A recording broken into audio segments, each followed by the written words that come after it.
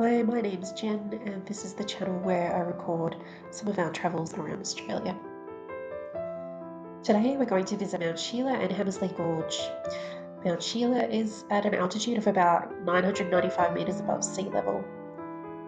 I'm not sure what this plant is, but there are so many ants on here that I thought it had black spiky flowers at first. It's the greenest plant up here at the top of the mountain, and it looks as though they've enjoyed eating it nibble by nibble.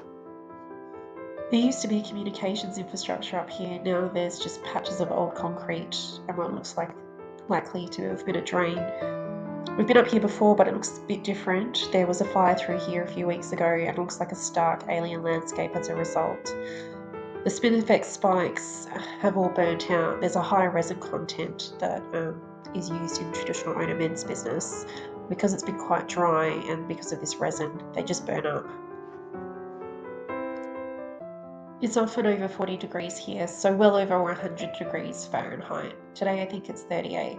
The ground here is a really high metal content. It's mostly iron ore. That's why there are a number of mining companies operating several mines in each in close vicinity. Near Tom Price, we have one of the best ores that makes up the blends that these companies sell and transport overseas for refining and development into all sorts of products we use in our everyday lives. Anyway, because of the high metal content, the heat is held in the ground.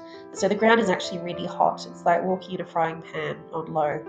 You can't walk your dogs in the daytime for much of the year, only in the early morning, otherwise they need to be trained in doggy shoes. The bitumen on the road can also get a bit sticky if it's new. It melts again. I've had shoes that their soles have melted in summer just walking around.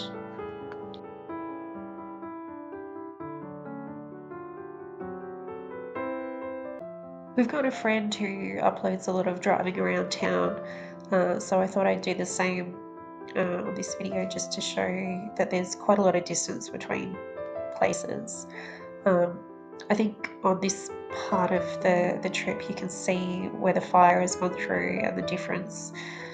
There's still a lot of singed and charcoal to the side of the road. It's pretty dry looking still, so could be quite serious if some fire comes through again. You can see the side of some of the mountains as well has been burnt out. They're definitely not green as they quite often are, but it's quite dry at the moment anyway, being summer here. So it's what we kind of tend to expect being this far out in the Pilbara.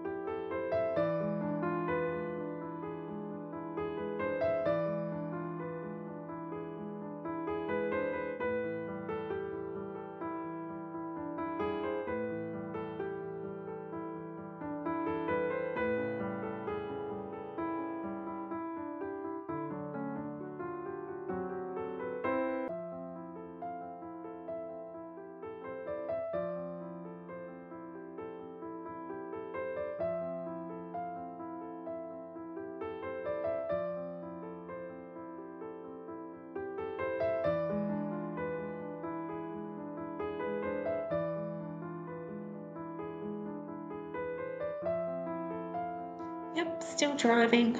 Again, this is a common sight for us getting from A to B up here, but I guess for family who haven't visited up here, it might be a sight to see. If you're used to living in the city, there are no shops, there's no petrol stations, there's nothing out here for quite a while.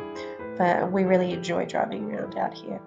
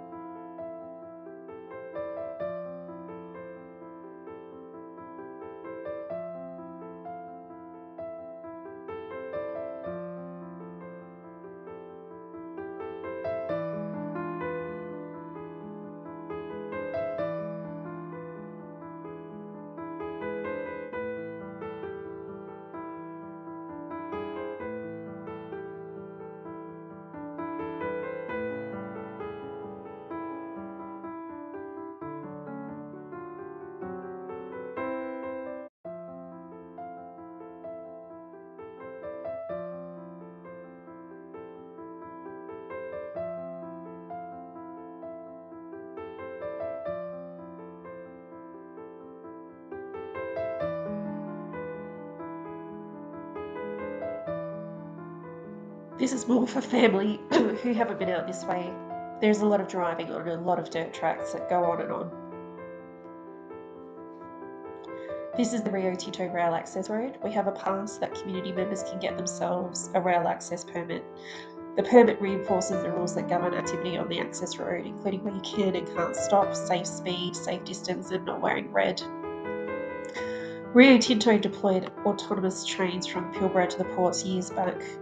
While the trains are automated, they do tend to have drivers on board also.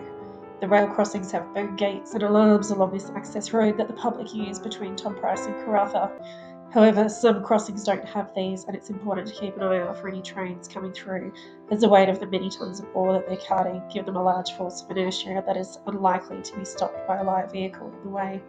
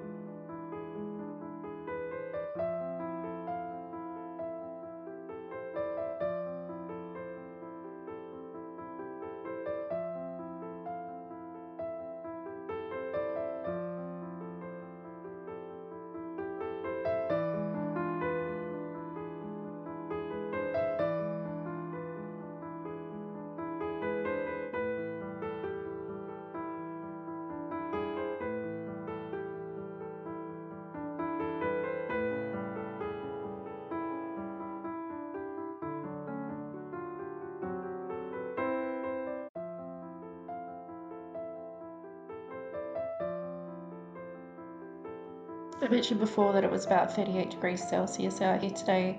It's definitely going to get warmer. Quite often when I fly down to the city, when I get to the airport, it's over 40 degrees in Paraburdoo. So it's just what we come to expect here. And, as you can see, blue skies, very clean air, but lots of dirt tracks, lots of driving, and a bit of heat at this time of year.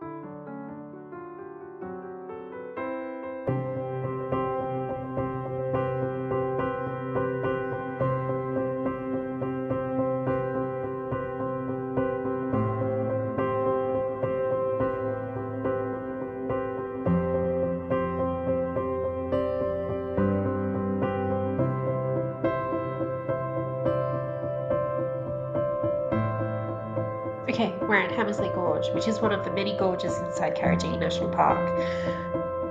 They've built some infrastructure up the top and a lookout and some stairs at the start. Even though it's hot and it would be nicer to stay in the car, we always do the steps down to see the water. But here in the world of YouTube, you have to film your feet or it doesn't count.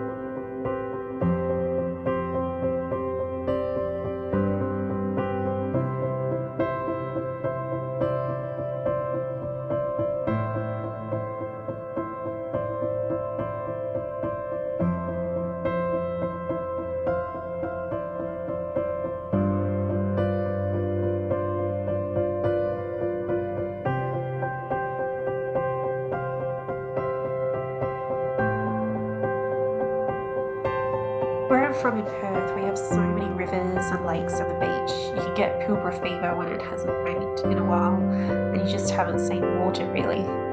We have stairs in Perth called Jacob's Ladder, which is near Kings Park in West Perth, just off the Central Business District to the West Perth end. They have railings and spots to stop and rest if someone's running laps.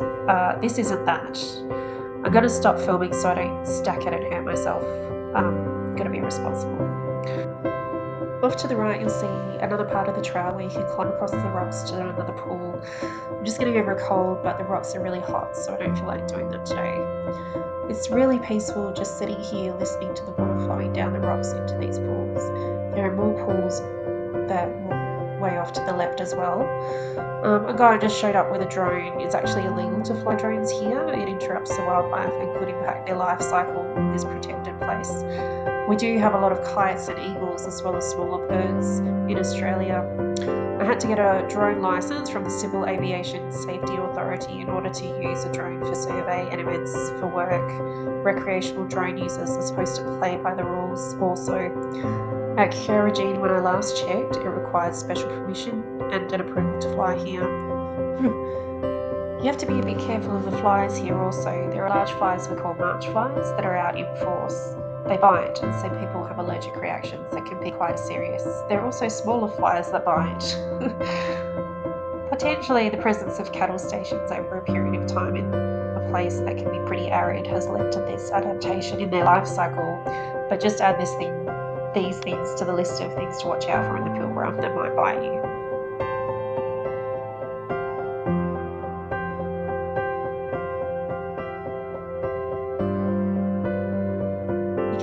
See in the water at the moment, but where we were sitting we could see fish, we could see yabbies, saw some red claw, which are actually an introduced species, all sorts of life under the water. Unfortunately, because of the reflection we can't see it.